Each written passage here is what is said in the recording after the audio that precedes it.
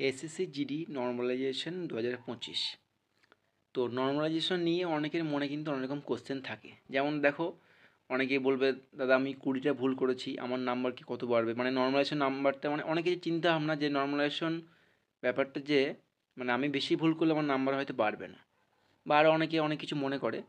তো নর্মালাইজেশন ব্যাপারটা কী, এবং কারা 20টা ভুল করলে তাদের নাম্বার বাড়বে কি নাম্বার মাইনাস হয়ে যাবে, বা ধরে নাও তুমি 70টা কোশ্চেন করে এসছো, তার মধ্যে ধরে নাও এই অ্যাটেন্ড করেছো, তার মধ্যে ধরে নাও 30টা ভুল করেছো আর 40টা রাইট করেছো।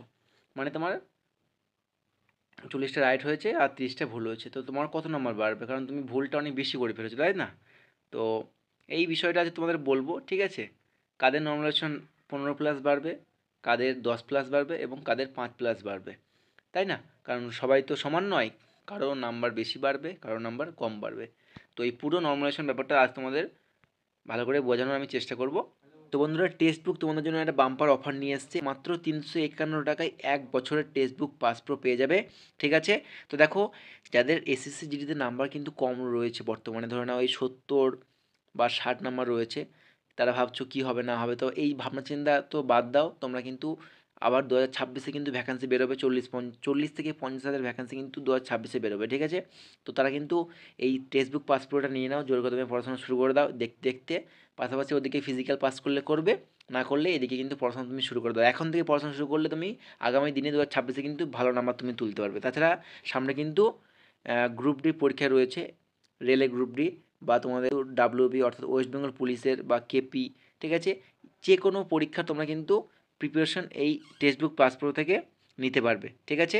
তো অফারটা মাত্র 3 দিনের জন্য থাকবে, 29 তারিখ থেকে 31 তারিখ অবধি। তো তোমরা যাদের ইচ্ছা এই টেক্সট বুক পাস প্রো নিতে পারো, ডেসক্রিপশনে লিঙ্ক দেওয়া থাকবে, মাত্র 351 টাকায়, ঠিক আছে? অফার শেষ হলে তোমরা কিন্তু এটা কিনতে হবে 700 টাকায়। তো যাদের নেওয়ার ইচ্ছে ডেসক্রিপশনে লিঙ্ক দেওয়া থাকবে, নিয়ে নিও।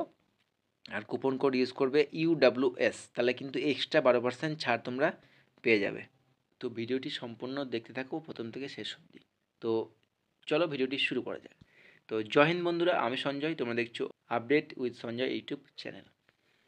তো দেখতে পাচ্ছ মোস্ট ইম্পর্টেন্ট ফর নর্মালাইজেশন। তো দেখো, আমি এক্সপ্লেন করে তোমাদের বোঝানোর চেষ্টা করছি। যেমন ধরে নাও, দেখো, যে কোনো শিফট, সেটা ফার্স্ট হোক, সেটা সেকেন্ড হোক, সেটা থার্ড হোক এবং সেটা ফোর্থ শিফট হোক, যে কোনো শিফটে কোশ্চেন ইজি আসে, মডারেট আসে, হার্ড আসে।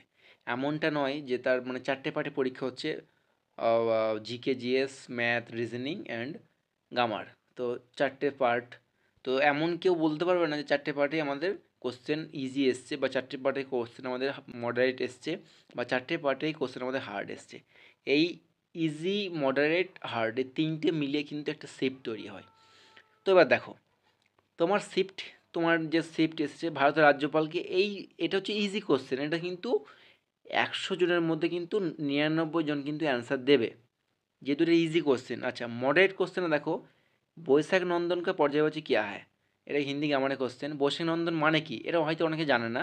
100 জনের মধ্যে আমি ধরলাম 60 জন জানে। তো বৈশাখ নন্দন হচ্ছে গাধা। তো গাধার পর্যায়বাচী কী? খড় হবে, আই থিঙ্ক, আমার আরও কিছু মনে নেই।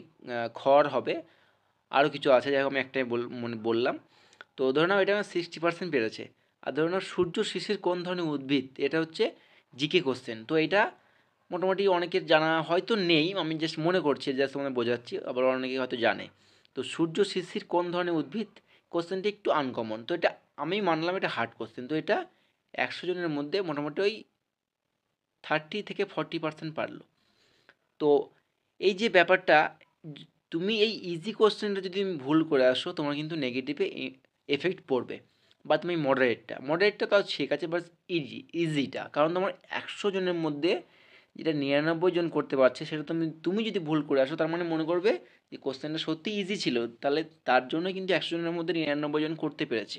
হ্যাঁ, এই যেমন হার্ড কোশ্চেনটা অনেকেই অ্যাটেম্প্ট করবে না, কিন্তু যে অ্যাটেম্প্ট করবে তার কিন্তু নর্মালাইজেশনের পক্ষে কিন্তু ভালো সেফ রেজাল্ট কিন্তু পাবে। কারণ বাকিরা অ্যাটেন্ডই করেনি, কিন্তু এই যে যে কোনো ছেলে মেয়ে যাই হোক, সে কিন্তু অ্যাটেন্ড করেছে হার্ড কোশ্চেন হলেও।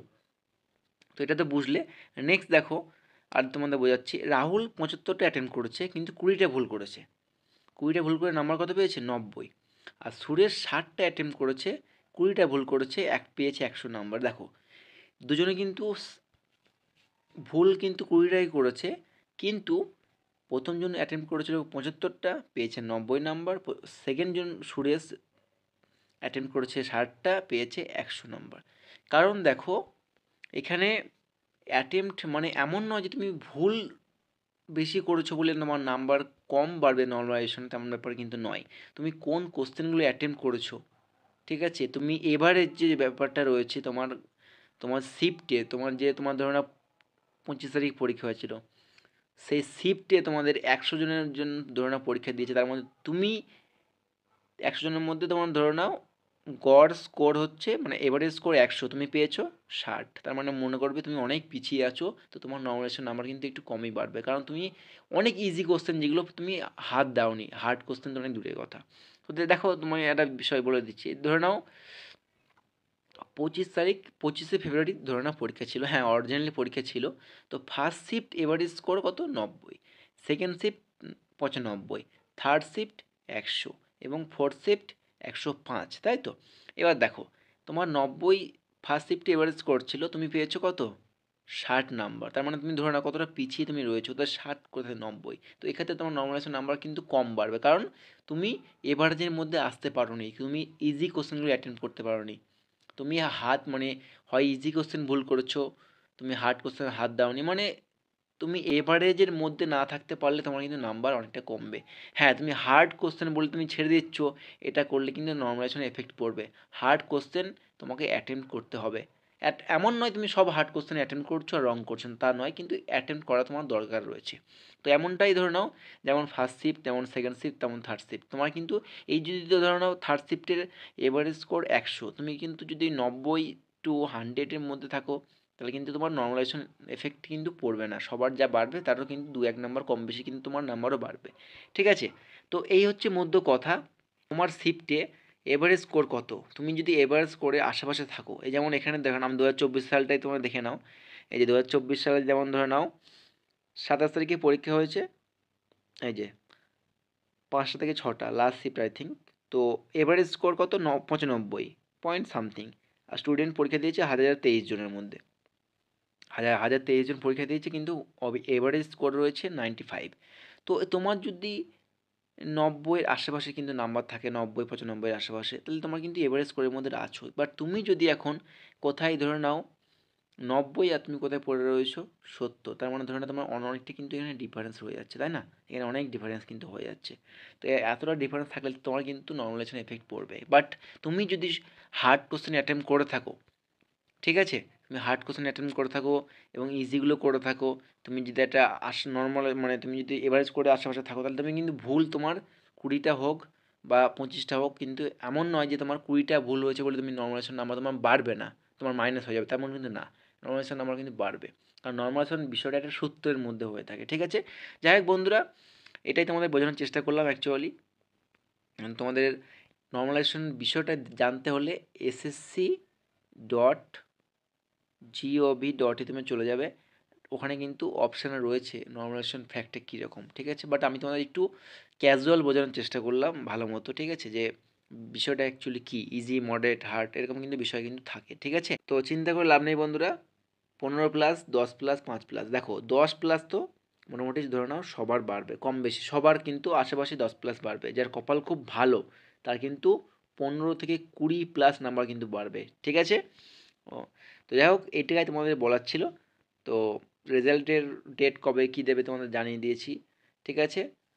আর তোমরা র্যাঙ্ক আইকিউতে তোমরা কীভাবে নমিনেশন চেক করবে সেটা আমি তোমাদের ভিডিও করে বলে দিয়েছিলাম।